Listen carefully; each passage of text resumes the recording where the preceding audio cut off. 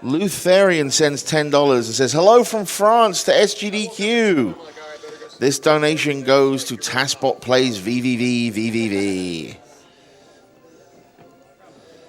Steelfeather, $10. Nothing better than a surprise Illusion of Gaia run to start the day. Putting my donation towards saving the suplex and killing the Phantom Train.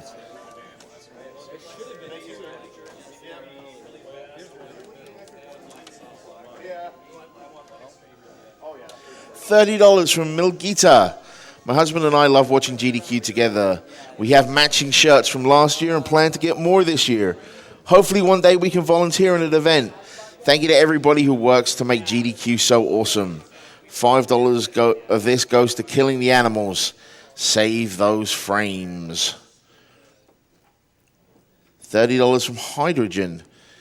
This run is what GDQ is all about. Veteran speedrunners doing what they do best for a good cause. My thanks goes to all the people that make these wonderful events happen. Donation goes to Runner's Choice, which was, at the time, good taste. So,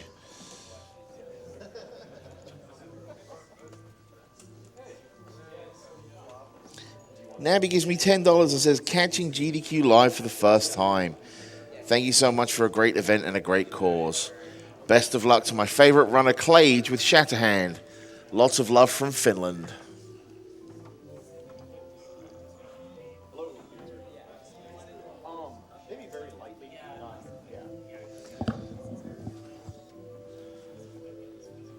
$50 from Volbia. I love playing Illusion Gaia as a kid, and even if the ending went over my head.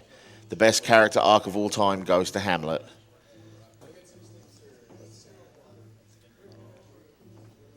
DJ Hacks, we back with another 5 with just, again, great job for a great cause.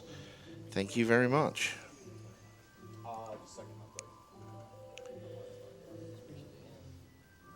Stripe says that IOG reminds him of Secret of Mana, but it may have just won in the cool factor because you get to ride kangaroos.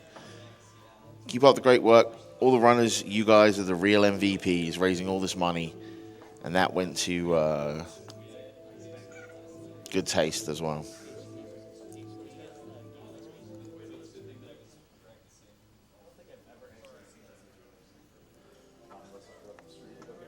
$25 from Thomas230.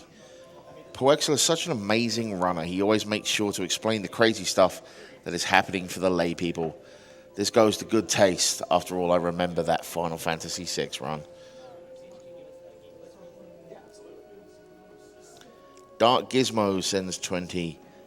I have good memories of Illusion of Gaia, but not really of the vampires.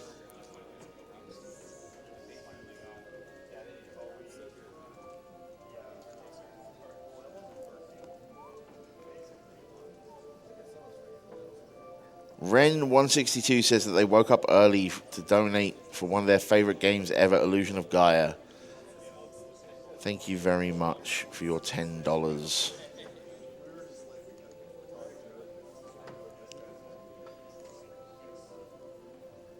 JF Bouchard donates $50 and says, I have been watching these marathons for a few years, and I'm really happy to be able to donate for the first time. Watching Poexel, one of my favorite runners, running is one of my favorite games of all time. Donations going to Runner's Choice.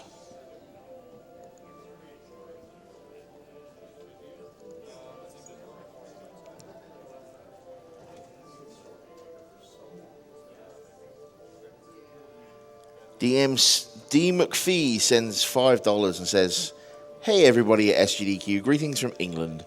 I love Illusions of Gaia, one of the best SNES games. Missing Secret of Mana run this year, but this week has been amazing so far.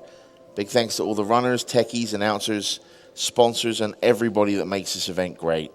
My first donation after a few years of watching, but it's not much, but every little helps, right? Keep up the fight, guys. And yes, every little does help. Thank you, D.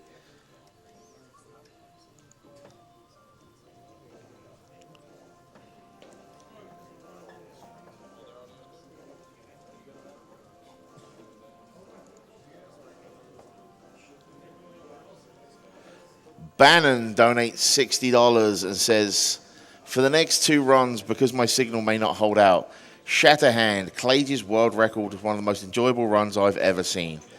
Biocom, PJ, we all know how much I enjoy Spencer's interrogation techniques. Do the stupid. And the best of luck to both of you. $20 to Klaige's choice, $20 to PJ's choice, and $20 to Bob's choice for that sultry, sultry voice. Thank you? What? I'm so glad your microphone was not turned on for that. Slander, sir. Slander.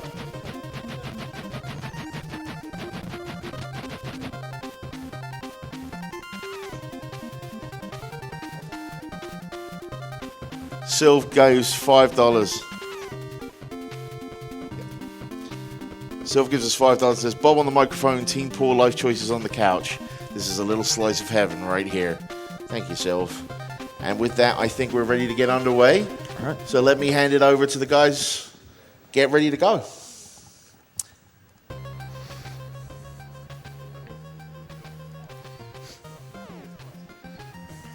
Okay. All right. Welcome to Shatterhand, guys. For simplicity, let's just start time. 3, 2, 1, go. So, welcome to Shatterhand, a late-era NES platformer where we're going to keep things simple. We're going to punch everything. That includes bullets. This is not a super well-known game, but it is a very, very fun one and has some really excellent sprite work and one of the best NES soundtracks. So, enjoy things while you can see them. The one downside to this game is it has a slightly overzealous sprite limit in a few areas. So, this game doesn't have a sprite limit. no, it no, it does not. So some basic mechanic stuff while we're here in the intro stage. You saw me hit a little energy pad and my my awesome rockin' vest here turned red. Basically what happens is enemies drop coins, just straight currency in this game, and you can use that to purchase things off the various pads that for some reason the enemy army has left out for you? Question mark. The red vest basically doubles your damage, but in return, after you get hit 3 times, you lose it. So the trade-off in this game is that damage boosting is extremely effective because everything does flat damage, but the red vest hurts things, so there's a balance there. So our first boss here, gonna wait. If you hit him during that phase, he can go up to the wall and get away. It's really bad. Don't do this. All right, good sir. Nice. If you're really on the ball with jumping and punching, you can actually catch him before he even does the first phase to try and jump to the wall, but it's really hard to do. So now we finished the intro stage. The game goes into a Mega Man style stage select. You can play the stages in any order. For the speedrun, there's not particularly a stage order that makes things faster or slower just because you can adjust your power-ups for how you collect them to make it work. But we're going to go to the stage that is every speedrunner's nightmare because there's a particular boss in here that's going to have a few words to say to me about how this run's going to go. Oh, you're going to have some words for him, too. Yeah. I'm sure. Most of them are not stream appropriate. So, the first stage, you didn't see me do any damage boosting. It's not really required. This is where you're going to start seeing the bread and butter of Shatterhand, which is you have a big old life bar down there. It has 8 points of life. Literally everything in this game does flat damage, 1. And there are no instant death pits, instant death hazards in this game, so most of the time the fastest way to navigate through things is just to flat out damage boost through it. So you're going to be seeing that a lot. Especially because this game is nice enough to provide you health refill pads. So this little first aid thing here costs $300. Bam, we're back to good. Mecha Zangief, don't do it. Thank you. Nice. Nice. He was thinking about it. So next mechanic, fences. There's a nice skip here. You can, instead of going around, see I'm going to recollect my red vest. This area, we're going to kill everything for a couple reasons. 1, we want to save as much health as we can for some damage boosting later in the stage. And 2, if you let too many enemies get on screen here, come on, come down. What are you doing? That dude was not doing his job. Again, sprite limits get very dangerous in this game, so. And now, for fun, because I like doing this in all my speedruns, we're just going to play on the ceiling. This is a weird habit I have, is picking games where you end up with inverse gravity. It's just one thing you and I have in common. Yep. So the cool part about this game is that if you want money, you just literally punch it out of bags until they cough up the goods. And you'll notice you have 2 punches. You have the jab, and after you throw enough jabs, you start throwing haymakers. And haymakers do, in fact, make the bags cough up even more money. So this section, we're going to do a couple more damage boosts. These enemies have a lot of health, and there's a good old health pad down here ready to go. Do you have iframes after you refill health? You do, Yes, you for do. the entire animation, actually. The less health you have, the more iframes you get. Nice. Yeah, that's handy. So in this section, gravity can be inverted at will. If you do a full jump, you transfer from top to bottom and vice versa. If you do a less than full jump, you'll stay on whatever plane you were when you jumped. Gonna grab our red vest here. And welcome to the boss that makes speedrunning this game a nightmare. We call him Gravy Jerk. We'll see what he wants to do, but there's a good chance we'll be here for a while. This boss is completely random. Oh, no way. Oh. No way. Uh-oh. You chose poorly, sir. Goodbye. Wow. Okay. All right, fine. You'll get yours in the refight. Yep. No, this is... I hope you all enjoyed that RNG. It's about to go real bad Yeah. now. I hate you so much. by the way.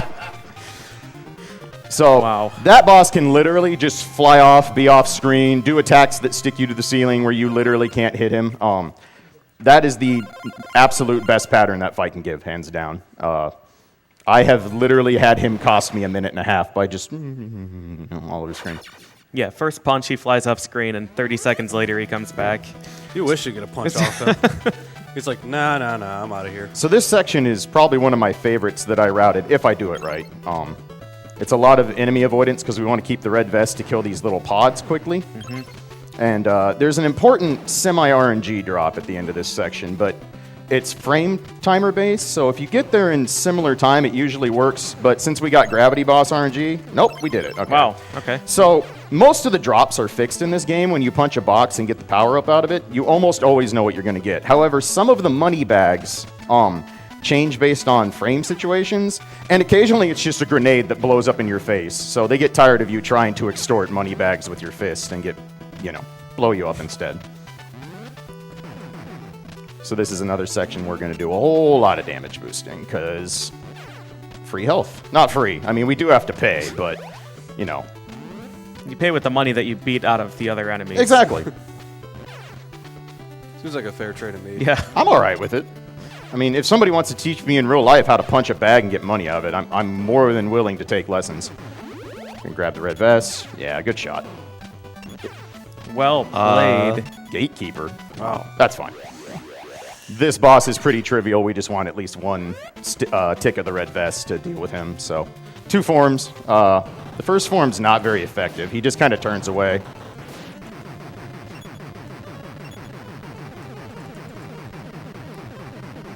Didn't quite get the quick kill. You can actually kill him before he moves off the ceiling, but that second form has all of 3 hits. So, in a non-marathon situation, I would actually be taking my life down as much as possible to make the countdown screen go a little quicker. It's actually extremely easy to create double KO situations in this game because your death animation lasts forever. Hopefully you don't have to see that during this run. If you're going to, this is the stage to be the most likely culprit, however. So this stage, I'm going to start off by killing a couple enemies I could easily jump over, but I kind of want the money to refill my red vest, and it eliminates some lag as we transition to the next screen. If you haven't gathered by now, lag management is a key component to Shatterhand. So after 3 stages in, you finally get to see the alpha and beta cards. We're going to introduce our friend BuddyBot, but this section is really scary if I mess it up, so I'm going to pay attention to what I'm doing here. Okay, that looks good. Take 1 hit here. Nice. Okay. It's really important to despawn that flying helicopter dude. If they follow you on screen, this gets really dicey really quickly. Those guys never give up. Okay. Missed that damage boost. That's fine. We're going to power through this way. And I'm just going to let him push me in. Perfect. Nice. You want to get to this section with at least half health. This auto-scroller can create some really nasty unblockable situations. So, you notice I pause every time I break a block that has the alpha or beta card, and here's our friend BuddyBot. He likes to throw grenades and do stuff. You pause because it's completely random whether you get an alpha or a beta, And if you get the wrong one and get the wrong type of buddy bot for the situation you're looking for, it goes really south really quick. Yeah. So you'll see I always find it really funny when someone picks up this game for the first time and they're like, all right, I'm going to grab the item and get out of dodge. And you can tell who's run this game more than once because they'll punch a box and be like, okay, what's in there? All right, we need to get this one. Good, didn't get trolled. It's easy to get unblockable there and not be able to pick up that beta card, and it's super important for dealing with the boss at this stage. These setups. All right, that's fine. Anything to get out of the corner. Yeah. Okay. All right. They're trying desperately to make up for the gravity. Yeah. This section is really scary because it's, as you can see, it's an extremely long auto-scroller. If you die, you go clear back to the beginning before this elevator, and it takes forever. And it wouldn't be so bad except for the falling missiles are completely random, and you can get yourself in situations where there's just nowhere to go. When the missiles explode, their hitbox lingers for an extreme amount of time. And the bot actually makes their hitboxes worse, Yes. too. Mm-hmm. So Buddy Bot can both hurt enemies, like he actually gets... Okay, that's not cool. All right, we're going to try and not die here, because we really don't want to do that thing I talked about. Okay. Wow, Should be okay. good to go.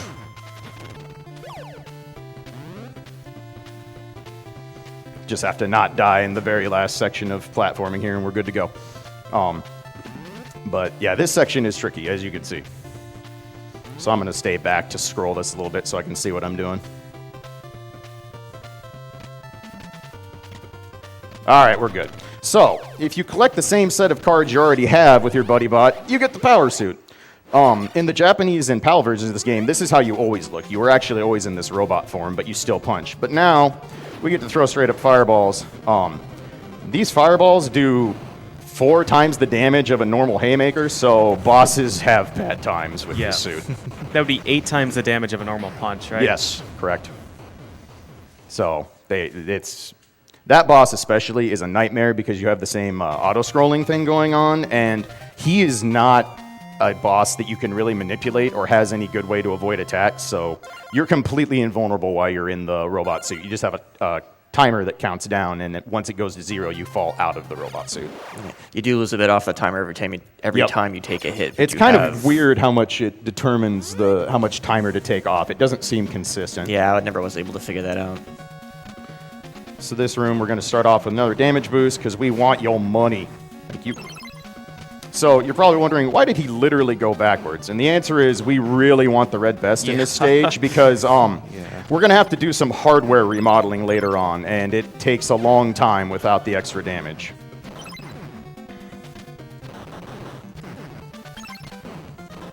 Gonna get these guys out of the way. Nice. So up until very recently, we only corrected beta bot because grenades are really good, but the guy who has the best time in Shatterhand now, Tarbash, has recently done some pretty impressive and aggressive rerouting and discovered that the boss in this stage is really, really easy to kill with the sword mechanic bot. So we're going to switch it up for this run. This is why I wanted the red vest, this section. These fans without the red vest take 8 hits, and as you can see, you can't rapid fire punch them because you'll get pushed away. I'm also on ice, by the way, so it's fan plus ice mechanics in an NES game. Always a good combination. Yeah, if you punch them while you're on the ground, you get launched back into the spikes. Yeah. Yep. So, the nice thing is, fans are apparently rich, so we are completely reloaded on cash and ready to go for the rest of the stage. Nice pattern with the that was a missile. really great shot. Yeah, no, he came to play. I respect it. All right, so we're going to refill health, grab ourselves a beta. Getting fairly good RNG on the cards, actually. I've definitely had runs where every single card spawn was not the one I wanted. Yeah, your PB was every single wrong card. Yep. Jump out of the way. All right, Sword Butt, come and join us. So this boss is pretty trivial if you get him stun locked. If you don't have a buddy bot, I have never actually beat this boss just with the punch. It's pretty nightmarish. Let's get you set up. That looks good. Except my A button doesn't want to work and jump.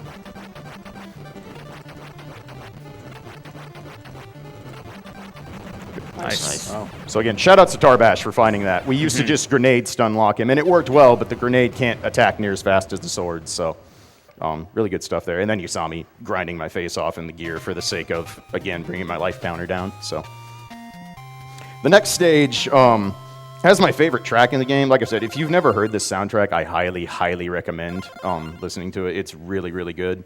But this next stage, for one, doesn't exist in the original version of the game. In the original version of the game, this is a circus. And instead, we decided to make an alien research facility submarine ? This first screen is, all right, this is pretty standard. Bunch of soldiers, bunch of stuff. We're going to collect a beta card, not for this stage, but for the final stage. This is all pretty standard stuff. We need that cash money, though. Let this dude boost me.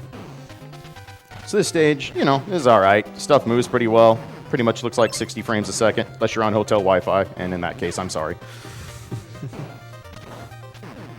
What? No money? What is this bust economy? Thank you. All right, get refilled here. This screen, however... The screen is a problem. Yeah. So first we have to punch some alien baby things, get rid of them. They take 3 hits, really annoying. And then we're just going to get really overzealous with sprite limits now. So these giant sprites look really cool. Like, they're really well animated for an NES game, but these things are going to be everywhere. I need to get down to about 2 of these on screen before I can progress. That works. They follow you forever, too. Yeah, I'll take that. That works fine. It's also worth noting that you can't stack enemies and just punch a whole group of them at once. As you see there, I just got the business for trying to hit the tube while the alien baby got in the way. Yeah. So, and yeah, just a tiny bit of lag here. Not too much. It's fine. Everything's fine here. So I want the red vest for 2 reasons. 1, it kills the alien fetuses much quicker, and 2, the boss at the end of the stage has the most health in the game by a ridiculously wide margin. Yeah, there's a case of not being able to stack, unfortunately. We're going to play this a little safe. Oh, you would. All right, well, we're not going to have red vest for this fight, which is unfortunate, but that's all right. This happens sometimes.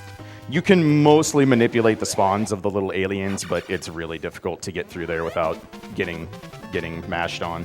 The inability to stack enemies hurts a lot in that section. Yeah, it does. So you'll see how long this is going to take. With the red vest, I have 3 cycled this boss, maybe once or twice. 4 is much more common. But you're going to see how long this takes without red vest. It is not a quick process. There's a bit of RNG to this fight, too. He can either throw the rings or charge you immediately. Yep. You want him to throw the rings to have more time to punch him. Correct. And as you can see, over here, I just let him knock me, because if you get knocked off the fence, he just conveniently puts you right next to him to keep wailing, which is pretty nice. So much health. There we go. So yeah, that was about, I lost count, I think that was about 8 cycles, so it should be double damage, math, har. So now we're going to move on to the final stage, but first we have a really obnoxious cutscene, so if there's any good donations, now's a great time. Yeah, I have a $400 donation from Peter Smith, who says, "Thank you guys for doing this. I love this game, and it has a hell of a soundtrack." Yes, sir. And I have a $100 donation from Fredden, who says, "Greetings from Sweden. Great event so far. This is the second time I watch and the second time I've donated. Awesome work from all the runners and the crew. Also, all the people that make the event possible. Keep up the good work." Awesome. Thank you very much. All right, so final stage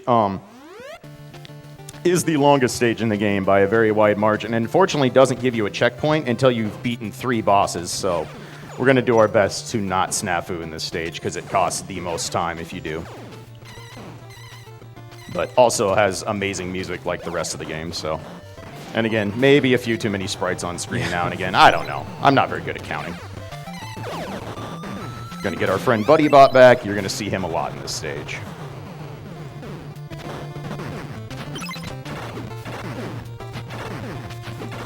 Perfect. That may look like a silly hit, but that's actually by design, because we want the red vest, but you want to clear out everybody on that screen. And now we are going to really put the extortion punch on that bag, because we need some cash, mostly for safety, but just in case we need some extra heals. The one thing about the final stage is they are very generous with heals in this area, so... Ran out of iframes on the pad. That's all right. Nice hit, Mega Yeah, Zombie. that was well placed. That's why we got the safety cache. Wait again so he doesn't do the attack that wastes a bunch of time. All right, good. I love when he just swings his gun at you. Yeah, no, it's just... He's like, oh, you melee? I can melee too. No, you can't. Get out of here.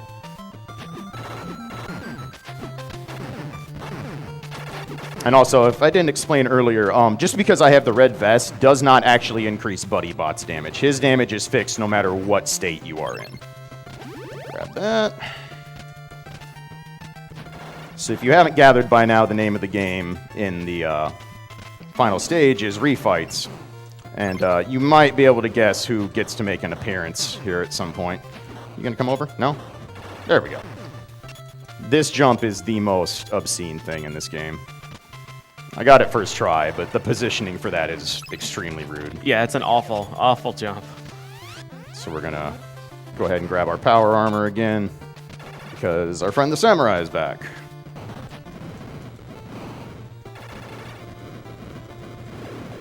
I'll take that. Six count left on the suit is really good for that fight. And so everything's going good, and then you hit the jump button, you're like, oh no. No, please, no. And yeah, you might all be able to guess what's happening. I know that fight looks super innocent the first time, but I'm quite positive Grab-A-Jerk is going to show us what's up. So, it hasn't been an issue yet, but you do actually want to keep Buddy Bot from taking too many hits. He can die. And if he dies, you do have to recollect him from scratch, so... Yeah, he starts flashing when he's about to die, so you have a bit of warning. Yep. Let this guy fire again. Not very good aim, but hey, who's judging? And what say you this time, friend? Okay, that's looking more like the gravity boss we know and love. To the ceiling? Oh yeah, that's what we're talking about.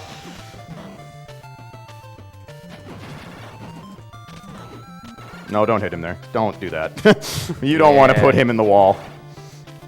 It's really awkward, but because there's almost no way to manipulate this fight, literally the fastest way to go about it is you just basically try to coax him into doing that attack right there and wail on him from there. Nice. We'll take that. We'll take that. I have seen infinitely worse. Oh yeah, for sure. I've seen you lose a minute on top of that. Yep. So we're going to let Buddy Bot take a little vacation here. We don't need him for the moment.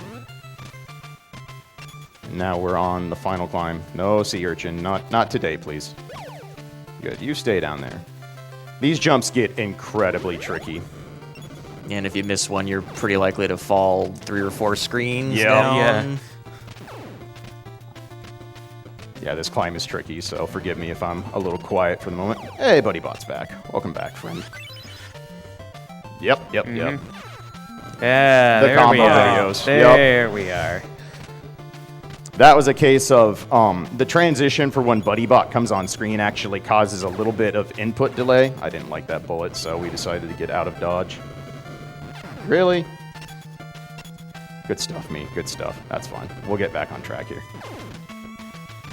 Probably will take the safety health at the top now just because Buddy Bot's taken a little bit of damage. We'll see. Okay, let those go by. The patterns are all backwards now because of my snafu, but okay, we should be fine. All right, and time for Final Boss. Final Boss is not terribly difficult, but how quickly he goes is very pattern-based. If he hooks you up with some good patterns, it's pretty easy. So, he's like, I have my own bot, let's go! He didn't collect 6 cards, cheater. So what we want him to do is throw this projectile multiple times. This is good. More of that, yes. Okay. All right, we'll take the shoulder tackle. We deserved it. Yeah, get ready on time, by the way. Nice time. Nice.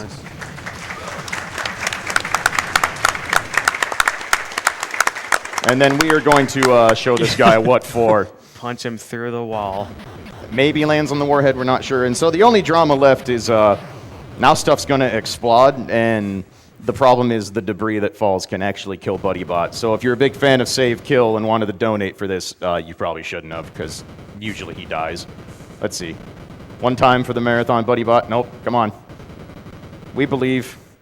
Maybe. That one didn't hit him? The long ones can't hit him. I don't know why. That's not good. Come on, Steve, get him out. No. Yay! Nice.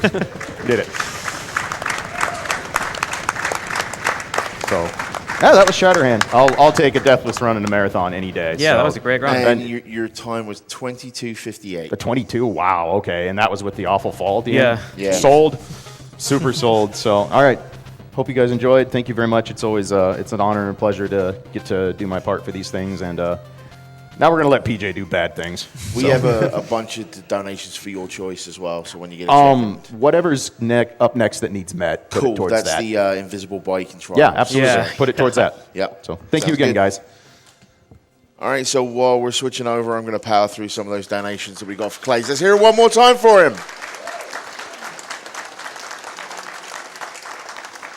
$50 from Anonymous. So many good runs this year. I wanted to donate during Klaige's run.